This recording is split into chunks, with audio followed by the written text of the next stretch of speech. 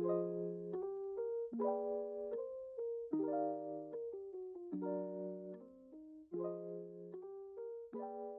what's going on, guys? It's Barry here from the Scryguys, and today we have a little budget build for you guys. We are building one of the Selesnya commanders from Lost Caverns of Ixalan, just before, Murders Are Color of Manor starts, and the spoilers start for that. We wanted to ink out a couple more things before the end of the year, so let's go. We are doing Sovereign Okinec Ahau. I looked that up how to say that. I'm still not sure I'm saying it right, but it is 2 into Selesnya, legendary creature, cat noble. It has a ward 2 whenever it attacks. For each creature you control with power greater than that creature's base power, put a number of +1/+1 counters on that creature equal to the difference. It is a 3/4, and this is just easily slotted into any kind of token deck with like anthem effects and everything like that. And I wish this just had red, because that would have just really topped it off. But we are doing a $100 budget build for this, so anyone can enjoy this deck, right? Or even if you want to make it more powered up, just proxy it, whatever. But our first segment is buff babies. I'm a buff baby, I can dance like a man. If you guys watch Adventure Time. Yeah, so we're starting with creatures like Stone Coil Serpent, Endless One, Micaeus the Lunarch, and Dusk Shell Crawler. These creatures are going to be able to easily come out at the beginning of the game very early. You don't even have to pay too much into them, because once Okinec is out, it's going to double those counters and make these babies buffer, get them their creatine.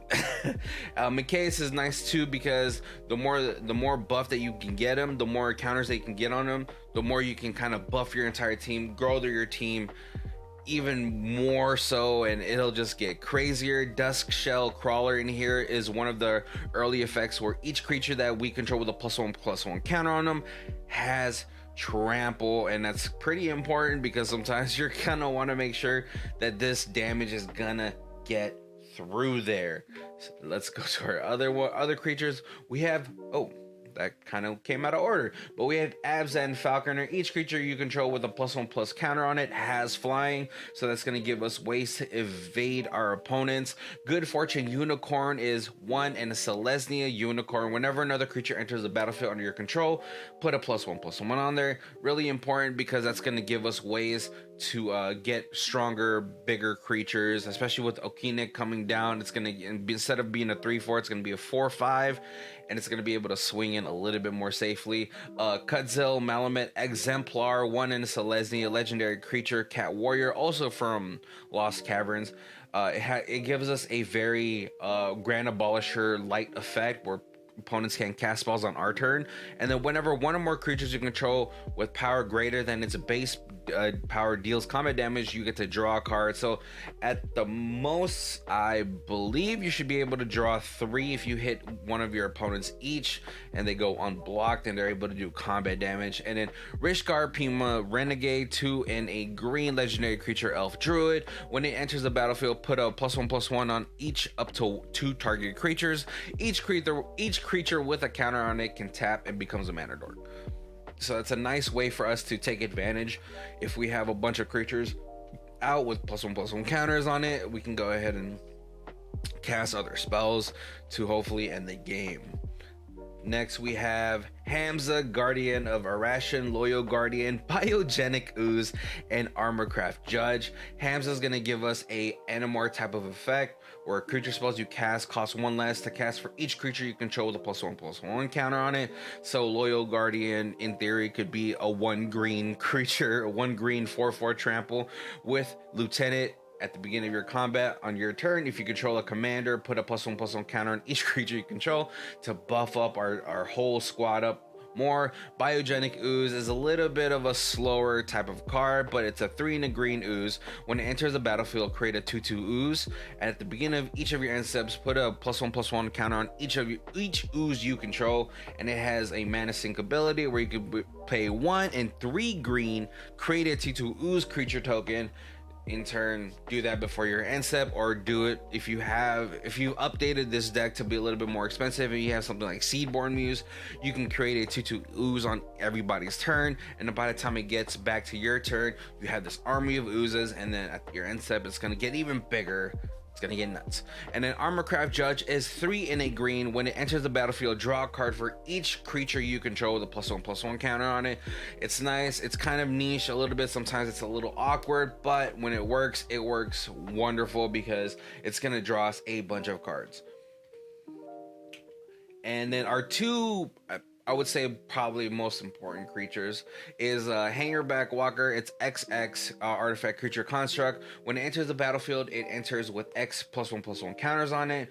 When it dies, you create 1/1 Thopter for each counter on it, and then you can pay 1 and tap it, and then put a +1/+1 counter on it. It's cool. Cool thing about this is that it just has to sit there. Okinec can go ahead and swing, get its trigger, and then keep doubling the counters on this thing.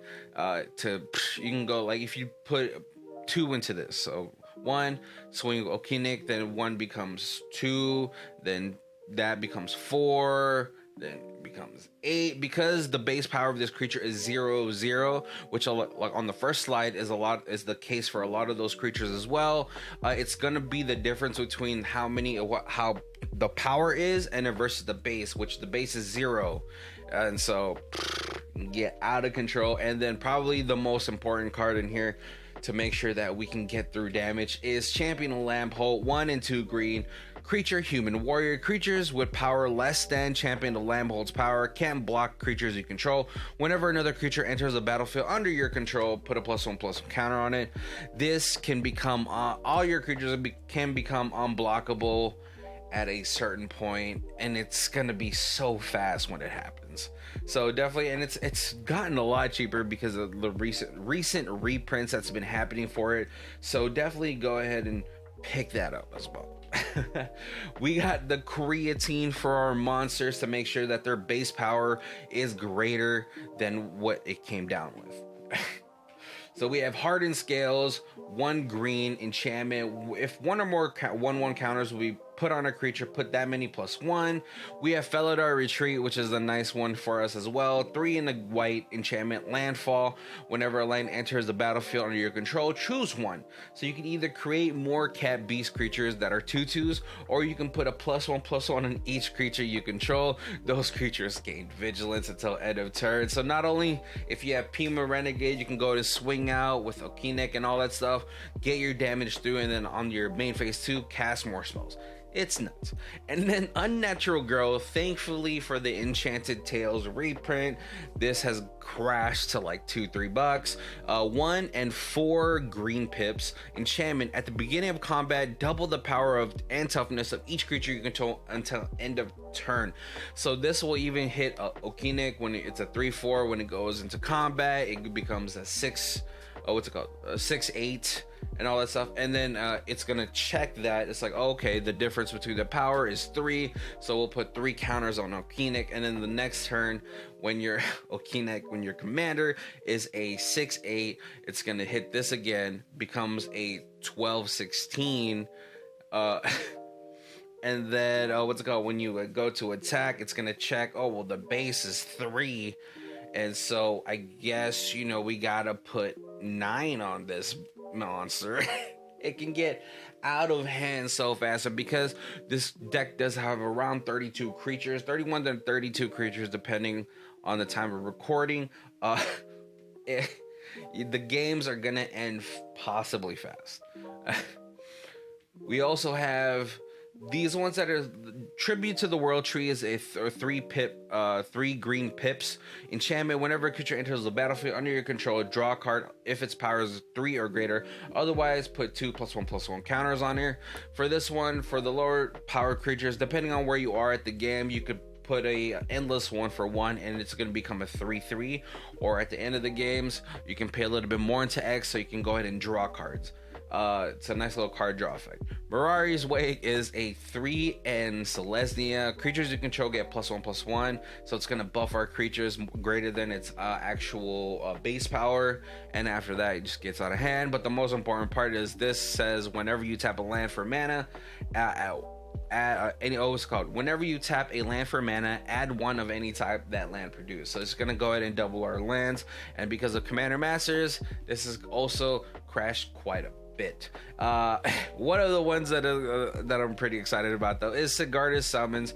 4 and 2 white enchantment. Creatures with +1/+1 counters on them have a base power and toughness of 4/4 and have flying and are angels in addition to their other types. So this is not only going to give us evasion, it's gonna buff our creatures up to 4/4. So that endless one that came down for 1 mana, now it's a 5/5.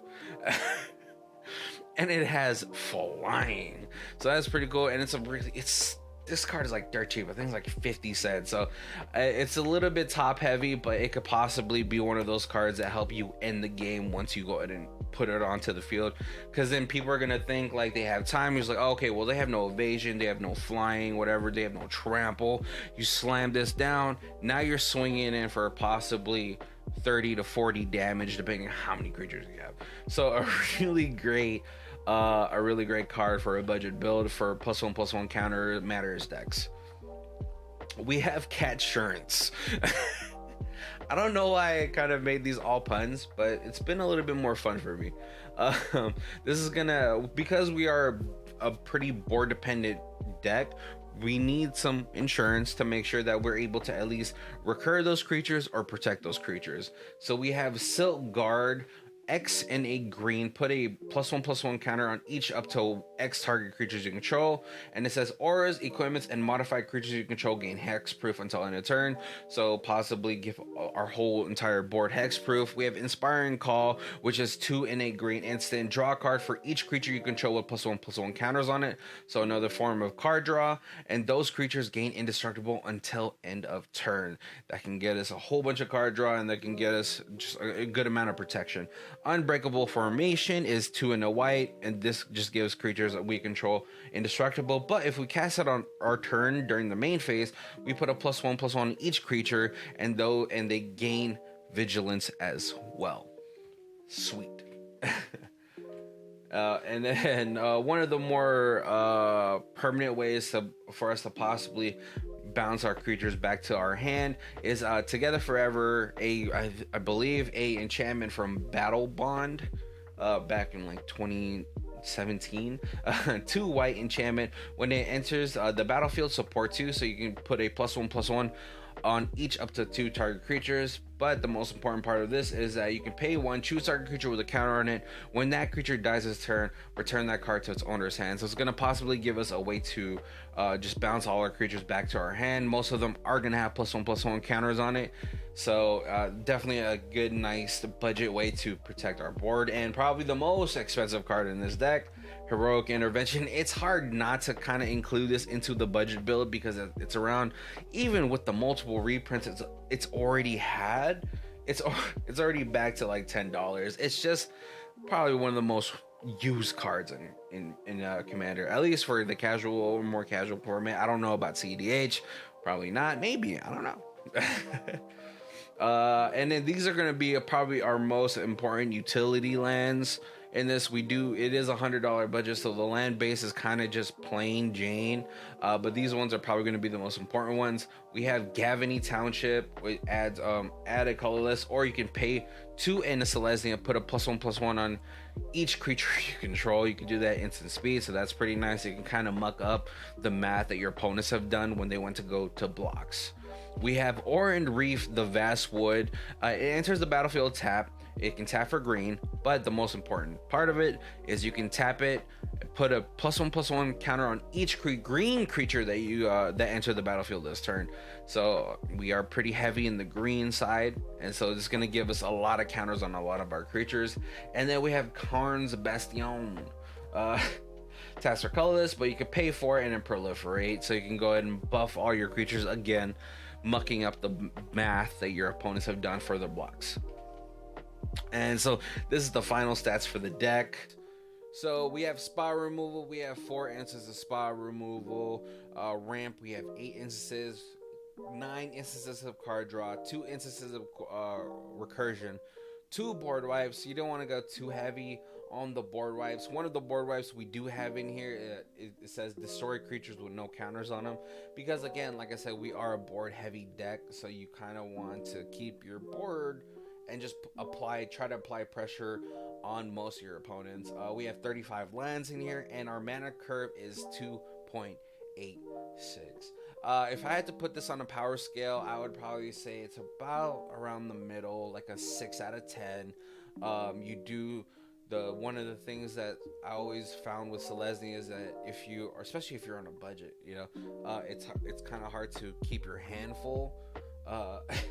Because you want to keep playing creatures, you want to keep applying pressure. So it just depends on your pod how well this deck is going to do. If you guys are more just casual kitchen top, like 6 to 8s, it can kind of hang over there. But once you're like at the high 8s, 9, 10s, it's probably not going to do as well. But this is definitely a fun commander to play.